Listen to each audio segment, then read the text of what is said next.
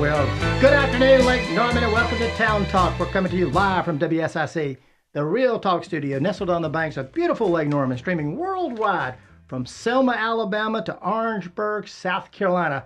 Population 12,482. I'm Bill Russell, your host today. I'm president of Lake Norman Chamber of Commerce, the largest chamber of commerce in the Charlotte region. My guests today are Dan Houston. He's a leadership coach and DEI thought leader. John Foster, who is the co-owner of Foster's Frame and Art Gallery, and Ruby Houston. She's a retired Charlotte Mecklenburg school teacher. And my producer in the other room, Bill Blakely. Bill, we got a big event coming up this coming weekend.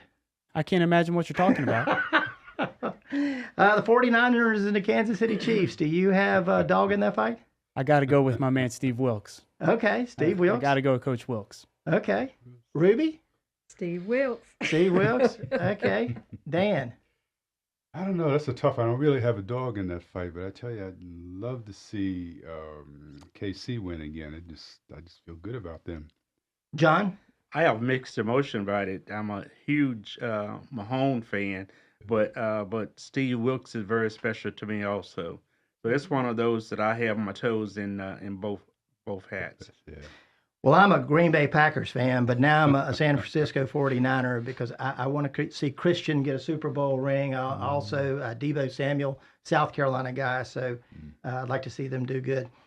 Today is our focus on Black History Month, and Bill, you heard me a little bit earlier allude to Orangeburg, South Carolina. On February 8th, 1968, in Orangeburg, 3 South Carolina State University students were killed and dozens wounded after 200 students protested racial segregation at a bowling alley. The students were fired on by the South Carolina Highway Patrol in an event that became known as the Orangeburg Massacre. In 1961, a group of 9 African-American men were arrested at a staging sit-in at a segregated McCrory's lunch counter in my hometown of Rock Hill. The group gained national attention and sparked many other sit-ins across the nation, including right here in Charlotte. A major goal of these jail, no bail protests was to strain the prison system and force integration. The group became known as the Friendship Nine because they were from Friendship College there in Rock Hill. It's a historically black college that was established in 1891, though it was closed in 1981, and Dan, it's actually now burned down and has been demolished. A basketball player from that school, Hawthorne Wingo, played in the NBA and was actually an NBA Finals champion. So a little bit there. April 17th, 1963, Malcolm X delivered a speech at a mosque in Columbia denouncing political leaders. On April 25th, U.S. Attorney General Robert Kennedy, brother of John Kennedy, spoke at the University of South Carolina, stating that the practical needs of the world today would compel our national government to do everything possible to eliminate racial discrimination. And in 1967, Martin Luther King gave a speech in Charleston where he encouraged African Americans to vote and protest racial inequality. It was a very, very turbulent 60s. I have to tell you, Dan, in 2016, the Charlotte riot, we watched that 3 days in September in 2016. It was over the shooting of Keith Lamont Scott. And I called my then diversity chairman, Chris Haley. And Chris Haley, I often say that he was like a brother from a different mother, because he literally was kind of an anomaly, African-American man who was a conservative Republican. Mm-hmm. And I called Chris and I said, what the heck is going on? I mean, I thought we were so far away from this. And Chris was quiet for a second. And then he said, Bill, it's a tipping point. And he said, you can't see through the lens of my eyes, and I can't see through yours. And it was profound. And I really hadn't thought about that. My question, Dan, you're our diversity chair for the Chamber of Commerce. Are we there yet? It's such a good question, and I think it's a layered question too. And the reason I say layered because there are many ways that we can point to and say we've made so much progress. I mean, there's so many things that we've done, but then there's so many things that we still need to do. Mm-hmm. And then there's some things that we really need to acknowledge that happened in the past that we haven't acknowledged yet. We kind of swept it on the rug, and we continue to do that. So we have some things that I'm really proud of. A lot of things that I see accomplished, man. We have a couple of historians here. Oh, yeah.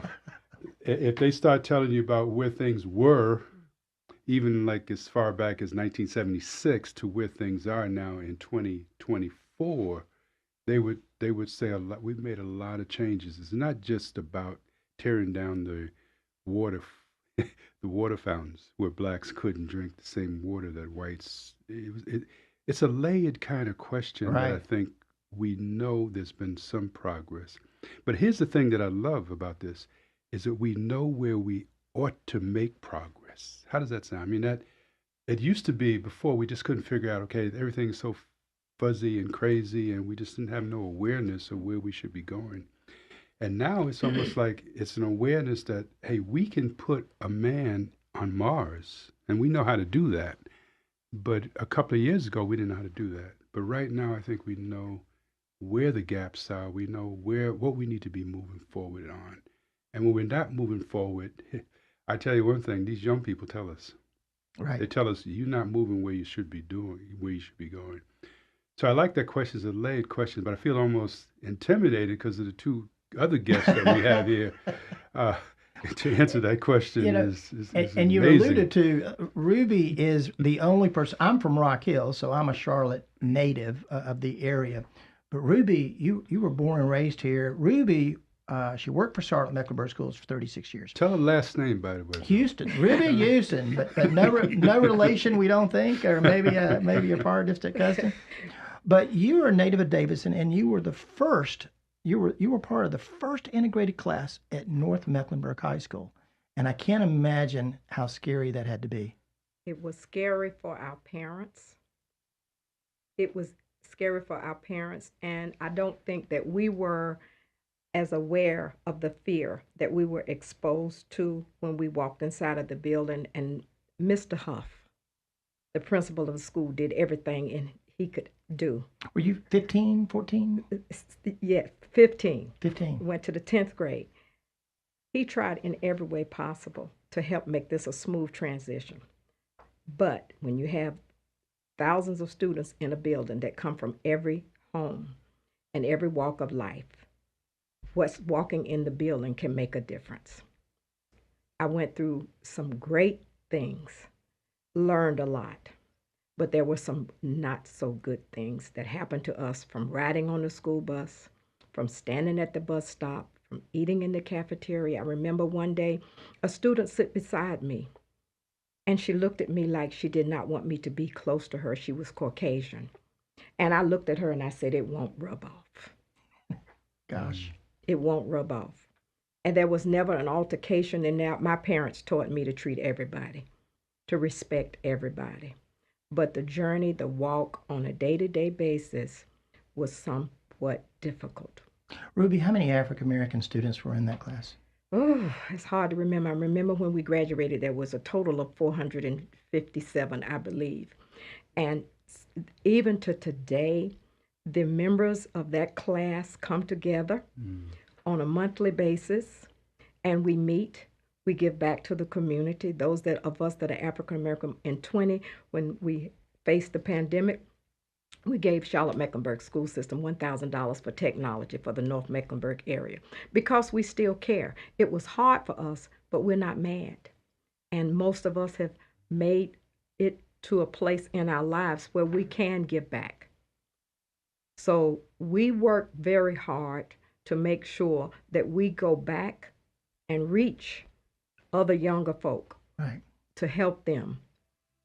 When we come back from a break, we're going to talk to Dan and John about some of the things that we're doing right here in Lake Norman to address those things. Stay with us on Town Talk. We'll be right back after these words from our sponsors.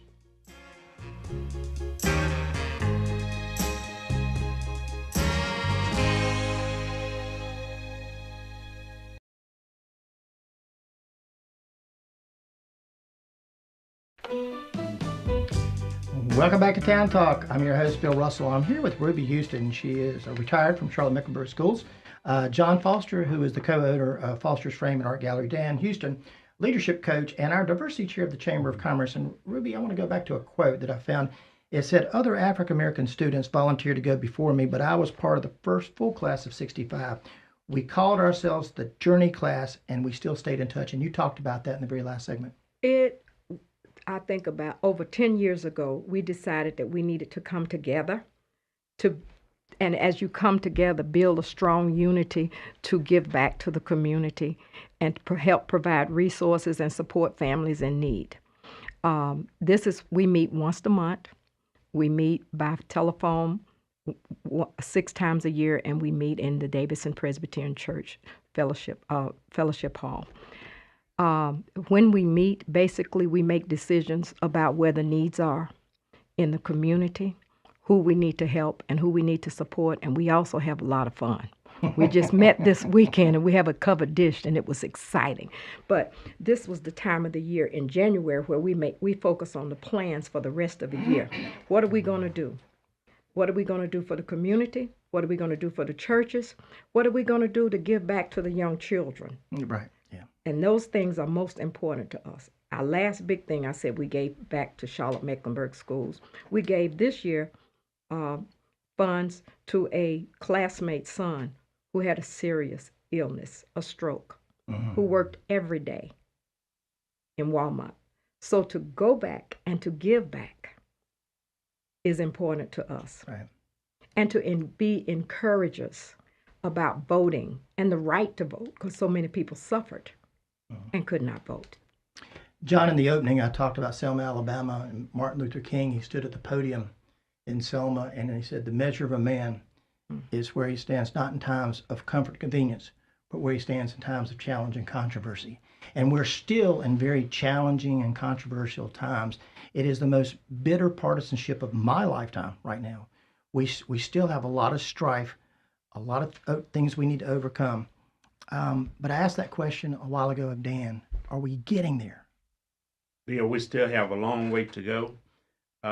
It's funny that you mentioned Selman. There's a number of cities that I, in my notes that I put down over the last several days that I wanted to come in about. One's right here in North Carolina, and that's Wilmington. I don't think that we really can celebrate and understand American history, African American history in just 1 month.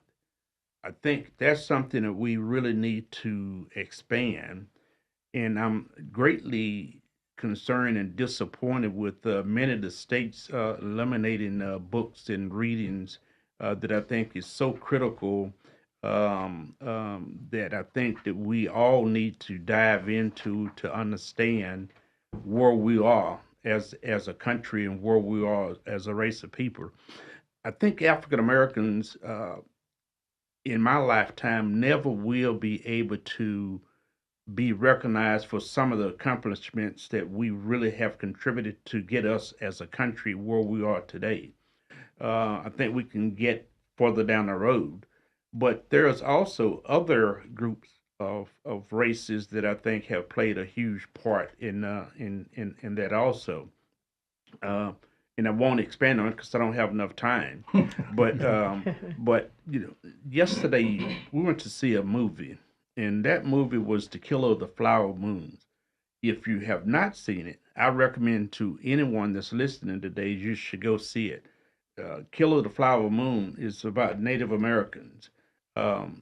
Very touching movie, but a very true movie. But also in the movie, they talked about Tulsa. We can talk about Tulsa. We can talk about Wilmington. And you probably look at me and say, Wilmington? Yes, Wilmington. We can talk about Forsyth County, Georgia, and on and on. But I think we need to continue to have conversations like this to talk about where we are. But I think we need to do more as a community and more as a country to talk about our history and our past. Another one that does in your great state of South Carolina, as you guys say, everyone needs to go to Charleston to visit the International Museum of African American History. It is a must visit, but I think it'll give us even a clearer picture about who African Americans are in this country, where we came from, and what we really contributed to this country. Ruby, when those riots occurred in 2016, and then there were a lot of people concerned about what might happen up here in Mooresville, Lake Norman, I really didn't think that that would spread to Lake Norman because of the work that Ada Jenkins, the Unity and Community, our area police forces do with the area National Night Out. I really felt like the communities of Cornelius and Davidson and Huntersville work so closely together, and particularly, again, Ada Jenkins and Unity and Community. And what would you say about that? Would you say that that's pretty accurate, or It's accurate, but I would say the possibility is always yeah, there. It only takes one person sure, to incite trouble at one point. So I think we need to, in every way possible, to grow groups within the churches, sure, within the schools. The work needs to be done within the schools, first of all. And I think there's a lot that has been done, but we need to continue to strengthen that right, so that we can talk about justice and injustices and children can understand. Because the breakdown of the family, in some cases, we're not talking about that because we're not in the time when my class integrated North Mecklenburg High School. We're in a different day, but everything is not beautiful. right. John? Bill, if you look at race riots in America over the history of race riots in America, all the majority, all the race riots really have not ever happened in non-African American communities. They primarily have always been in African American poverty type communities. I can't answer why that's it's been that way, but so I think rest of America really have not really just been touched by those. It's normally areas where people actually live and socialize and spend time where most of those riots have taken place. Dan, you're the chair of our diversity council, and tomorrow we have a big program coming up at Ada Jenkins. I just mentioned it. You want to share what we're doing? Yeah, I mean, I think it just is a good continuation from the conversation we're having now because each year the Diversity Council, which by the way, probably one of the fewest chamber of commerce in this whole country that has a diversity council. Oh, And the whole idea of a diversity council is to make sure that, and I'm going to use the word people of color and women have a voice in the business community, the nonprofit community, and the ways, some of the things that Ruby's talked about in terms of how do we give back. There should be an organized way that we can give back. So every year, the Diversity Council here, we have a Black History Month celebration. And we typically bring together a group of folks in a panel discussion. I think, Ruby, you did it last year for us, didn't you? Mm-hmm. And we always have a theme. And this year we have a theme. We call it the Trilogy of African American History. And this is basically a committee. I love this committee because it's a multi-racial committee that represents the Diversity Council. And they came up with this theme, the Trilogy of African American History. And that trilogy includes the history, the challenges, and the solutions for the African American communities. And so when you think about that, so often we think about Black History Month, we think about looking backwards. And I think so many people in the Black community just don't want to look backwards. They want to look forward. Mm-hmm. And it's good. We've got to think about our history. We've got to know our history because if we don't, then of course the quote is, you don't remember your history, you're bound to repeat it.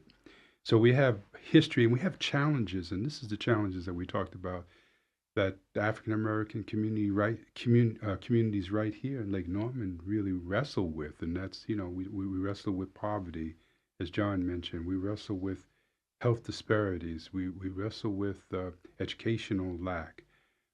There's a lot of things, and issue transportation is a huge issue for the African American community. And so there's some challenges that we face, but then there's also an area where we have solutions. So this year we decided, well, let's look at some housing issues. Uh-huh. And so we want to spotlight three dominant communities. And it's in Huntersville, we look at the Pottstown Heritage Group. that deals with a lot of the issues and challenges and solutions in the Pottstown's community. Then we want to look at Cornelia's, and that's, of course, Smithfield community issues. And the Smithfield Community Coalition is dealing with history, challenges, and solutions. And then we want to look at a fairly new organization in West Davidson called Legacy on the West Side, which actually helps people deal with some of the challenges that they face. And there could be some challenges around just how do you basically do some stuff to keep the landlord away from time to time. We've got about a minute before we go to our sponsors. Can anybody be part of the Diversity Committee Council? Yes, and that's the beauty of it. In fact, this last time when we were trying to come up with the theme, it was such a good mixture of folks, women, white women, black women,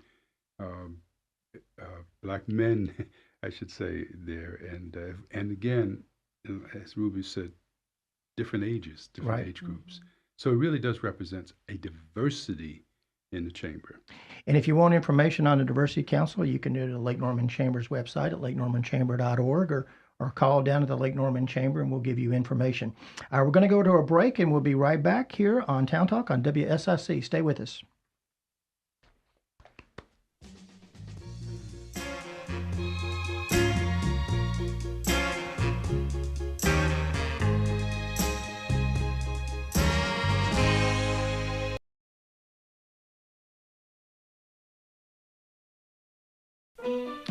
Well, welcome back to Town Talk. I'm your host, Bill Russell. I am here with Dan Houston. He is the Diversity Chair for Lake Norman Chamber of Commerce. Ruby Houston, she is a former school teacher with Charlotte Mecklenburg Schools. John Foster is the co-owner of Foster's Frame and Art Gallery.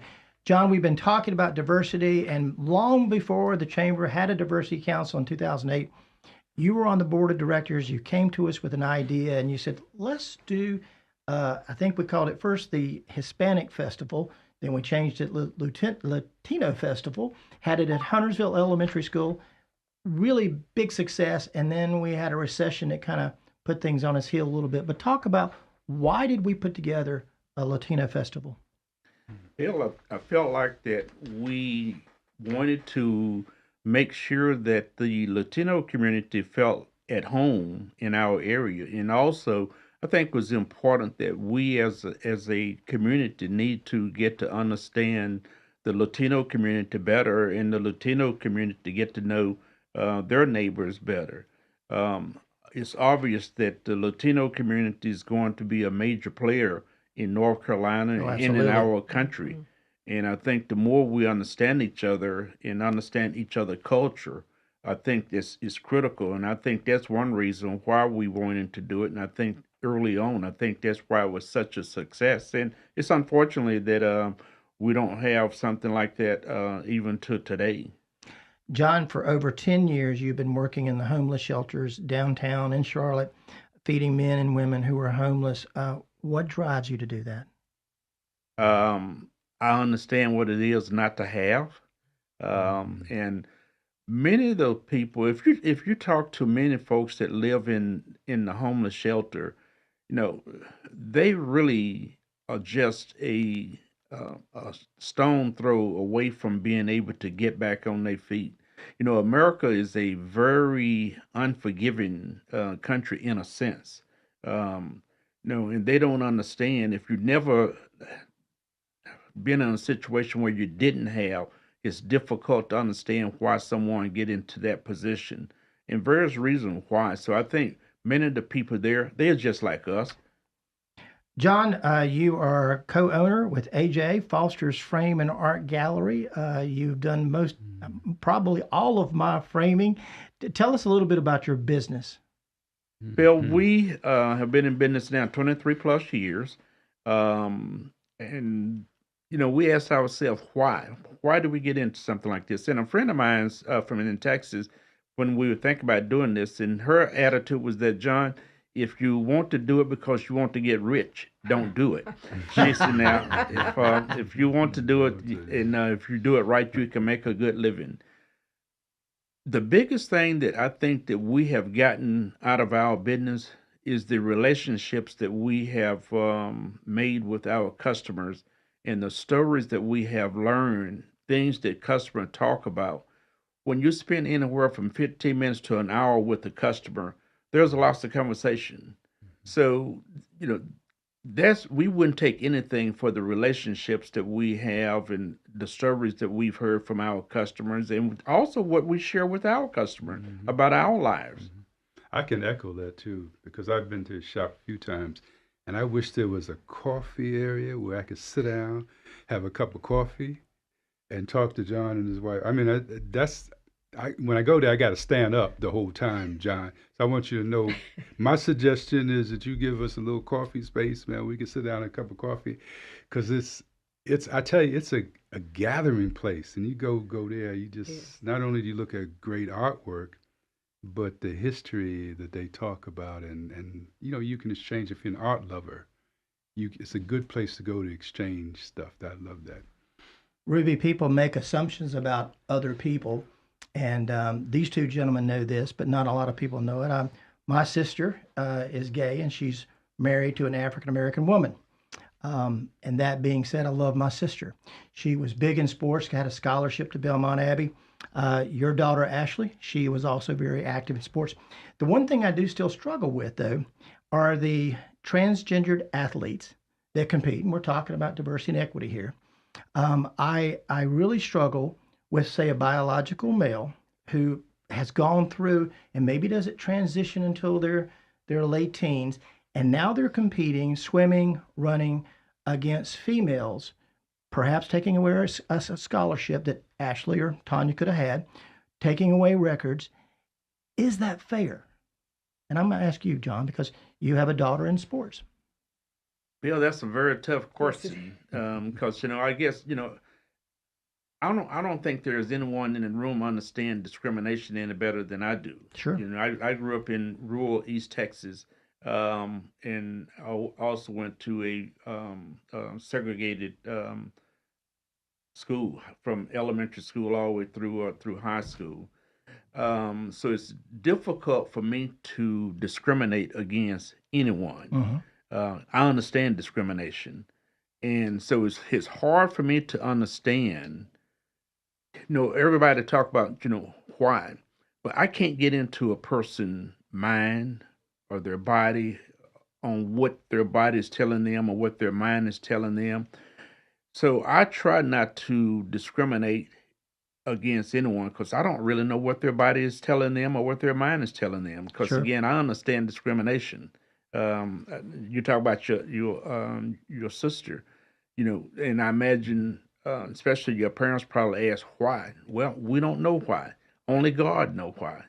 And God put us all here for a certain reason, and He put us all in certain situations for a reason. We don't know why.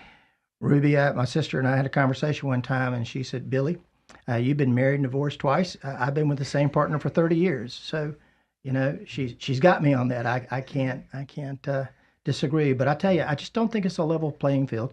I just don't think it's right for that to occur, because I don't like seeing those records or those scholarships taken away from females who have worked so hard to compete against men for so long to finally get that, and now it's being stripped from them in a way. Do you have any kind of response, Dan?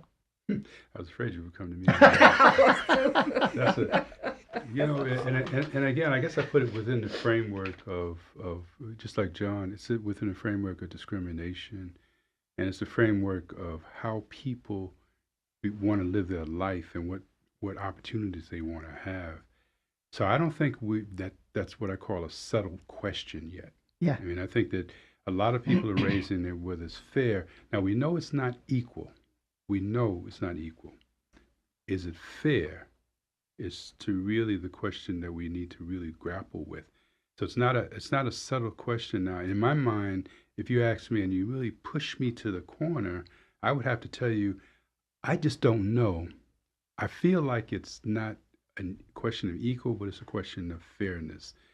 And in some of my trans friends, and I have two of them, we have this discussion all the time. And I still say that it's not a subtle question. I hear you. I know what you're saying. I know you feel discriminated against. And I know this is one aspect of it. But I don't think that's a question that we all have actually been able to get through. It's almost like the question of, and I don't want to equate the two, but we had to have an American Disability Act because people who were disabled were discriminated against and they had no recourse. So the way we settled that question, at least at the level of legislating, is that we made a legislation. We came up with a law. We settled that question with a law. This question, unfortunately, is being settled with a law, but the law is interesting. The way it's coming about, should transgender kids have affirmative care? And that's the way the central, the law is around it. So rather than dealing with the question head on and say we got to settle it, what happens is basically we move to another issue that doesn't, they're not really apples to apples. And that's what worries me more than anything else. Let's not make a political issue out of it. Let's settle it at the basis of our humanness.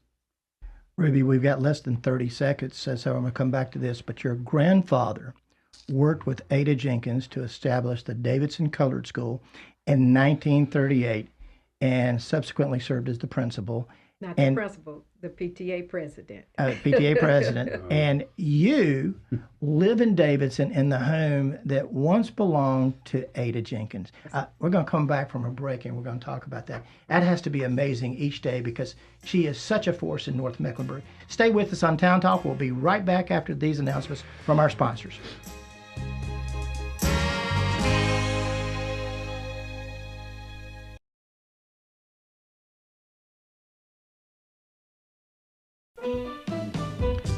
Well, welcome back to Town Talk. I'm your host, Bill Russell. I am here with Dan Houston. He is a leadership coach and DA thought leader.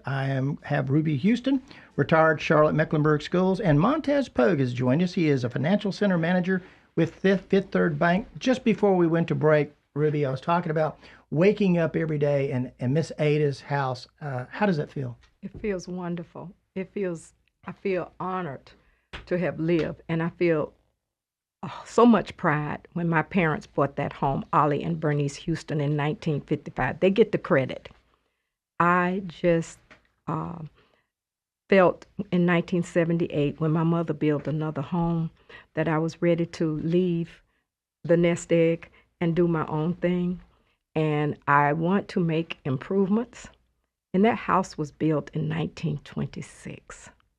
So I owe it to Miss Ada Jenkins to keep that place decent and keep it up. And, Ruby, to make it beautiful. And Ruby, I've been saying you were a school teacher, but you worked at Charlotte Mecklenburg Schools as a family community service specialist supporting students, families, and schools, and the community. But Dan, she's been a mentor and teacher for her whole life, has she? Oh, she has, man. I mean, when you think retired school teacher, school official, that doesn't even get to the iceberg tip of what Miss Houston, and I'm proud to say she has my last name, but we've been trying to figure out how we're related. We're related now. We're related. Yeah, we're related. We're cousins now. Yeah, we definitely cousins and stuff. But I mean, this everywhere I went when I first came to Cornelius, people said, "Are you related to Ruby Houston?" And after a while, I said, I got to find out who this woman is, because it's not only they asked me if I was related, but there was a certain amount of awe in their voice when they asked me, "Are you related to Ruby Houston?" Because that awness, I understand now in terms of her community leadership, her community activism, how she treated the youth and the elder, and how she really made sure that folks who lived in certain communities in Lake Norman area were treated fairly and got the kind of services that they wanted to do that. So I think that, we sometimes don't, and I say she's an elder, and I'm older than she is, and that's the whole thing. So I can't say she's an elder and give her that kind of prop. But when we look at folks in terms of Black History Month, and we want to give those people that have been trailblazers their flowers now. Sure. We want to make sure that we understand how important that contribution was, because you really learn more in giving than you do receiving. And she really, she typifies that. Montez Fifth Third Bank has been very involved in our Chamber of Commerce and big supporter of our diversity program almost from its inception in 2008. Why is diversity, equity, inclusion so important to a financial institution like Fifth Third Bank? Well, you have to understand, Bill. First of all, thank you all for having me here. This is a great conversation, and I'm so glad and blessed to be a part of it. And to the chamber, creating these opportunities. It's important to Fifth Third Bank to make sure that we're out in the community and we're really standing up for something, or standing for diversity, because that hasn't always been the case in the past with banks, and we understand that, and we want to make sure that we're putting our money with where our mouth is, and so to speak, or just making sure our work is there, like the work equity that we put, the sweat equity in the community, talking to people, seeing what's important to them. That's how you build a brand, and that's how you build trust in the community, and make sure that you're there when people need you. They can come in, they can speak to anyone at any time, and we pride ourselves on that. You're the millennial in the group. You're the younger person. Oh, am I? Did you feel any type of challenge as you were growing up? Did you feel displaced, or did you feel embraced going into school? I had the opportunity my dad was in the military. So I've lived on the West Coast in the Pacific Northwest, and I've lived in Wilmington, North Carolina. John talked a little bit about that. We won't go into all of the history there because of time, but I think it's important for people to look that up and see what kind of things happened and what the way forward is. Yes, of course, I've gone through those sorts of things. And you know what? You don't know it's not normal. Unless your parents are talking to you about it and your family's talking about it, and you learn from outside. I didn't know how to save money. I didn't know what a home loan was. I didn't grow up with anything but money in my top drawer. So you know that you don't know that you have a disadvantage. You just know that people live differently and they have the nice houses, and maybe you have an apartment, or you grow up in a project. But the best thing about what we're talking about is the understanding. We get to understand each other and learn about each other and the challenges and the way forward. Fifth Third is a sponsor of tomorrow's program over at Ada Jenkins Center. What is your role at Fifth Third here in Cornelius? Well, here at Fifth Third, I have the opportunity to add value to the community. And we've talked before, Bill. My goals around here is just to make sure that I'm making an impact, a positive impact to people's lives. And we want to make sure it's all people included, no matter where you sit, whether it's your credit score that you have issues, debt management, whether you need help saving, you have some goals. People want to go on trips. They don't want to feel bogged down all the time, So that's very important to us. And that's what my role and my team's role as a financial center manager, to make sure that we're giving people that opportunity to live their best lives. And Dan Montez is one of our chamber ambassadors. Explain, Montez, what is a chamber ambassador? Oh, it's one of the best responsibilities you can have, because you get to grow your business. You get to get in front of people, right? You get to make a sense of community, put people together. Like, hey, I know Dan, he does X, Y, Z, or I've met Ruby the other day. She can do this. Why don't you two meet? And both of your problems are solved there, or have the opportunity of being solved. Just being in spaces, that's a big thing. And we talk about how the chamber is a good connection point, is one of the best in the region, is how active we are. And we want to make sure that we're knocking on each other's doors and offering solutions for them. And the ambassadors are definitely the tip of that spear. Ruby, about 9 years ago, sometime around in there, this young man walked in my office. He said he was a John Maxwell coach, and I about fell out because I love John Maxwell. I must have 24 books at my house. I pulled this one out yesterday because this is my favorite, Dan, the 17 Indisputable Laws of Teamwork. A couple of quotes in here. Max Dupree said, "We cannot become what we need to be by remaining what we are." And I think you alluded to that a little while ago.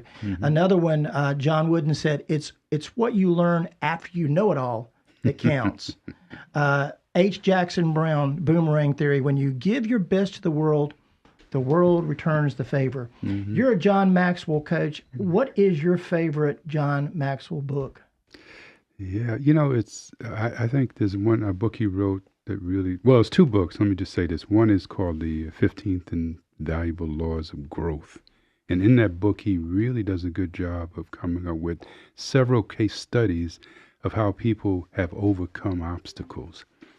And he also talks about how we shouldn't be afraid of obstacles and adversity and pain, that in fact those things really grow us. And so rather than, the person grows depending upon how they face adversities, his theme in that book. And then there's another book that I wrote that really helped me at a real hard time in my life called Failing Forward. Can you imagine it? Think about that analogy of failing forward. And John Maxwell basically says that, hey, in every failure, there's the seeds to success, essentially, in that book. And that I read that book in one setting one night, and I guess I can tell folks I was on my knees crying. And I was crying out to the Lord because things were so bad in my life.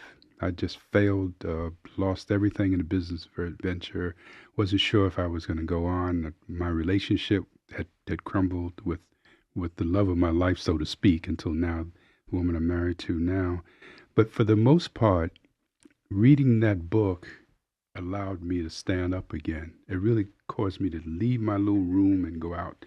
So yeah, those are the two books that I think, one is he's a business guru, but he's a mindset person and helps people overcome obstacles in a very positive way. Does that get to the question? We got 30 seconds for you to answer this question. What's the difference between a business coach and a leadership coach?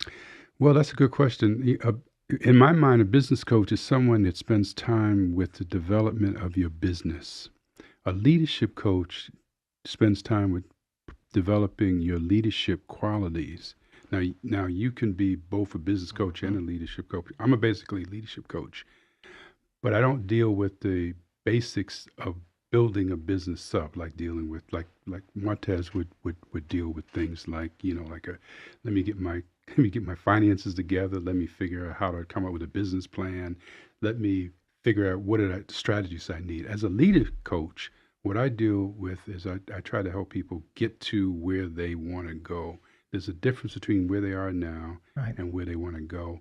And I help them develop a mindset as well as strategies on how to get to what we refer to in John Maxwell and some other areas as my arriving point. Yeah. So, Montez, I want to thank you on behalf of the Chamber of Commerce for being one of our ambassadors and for also being the presenting sponsor of Mars program. Ruby, I know you said you're not a teacher, but you absolutely are. You teach me stuff every time that I see you. And Dan, thank you for being chairman of our diversity program. I met Ronald Reagan in 1992, and Ronald Reagan said it's not enough to be equal in the eyes of God. We have to be equal in the eyes of each other. If it's Wednesday afternoon, we're talking about our towns on Town Talk, WSIC. We'll see you next week. Thank you. Thank you.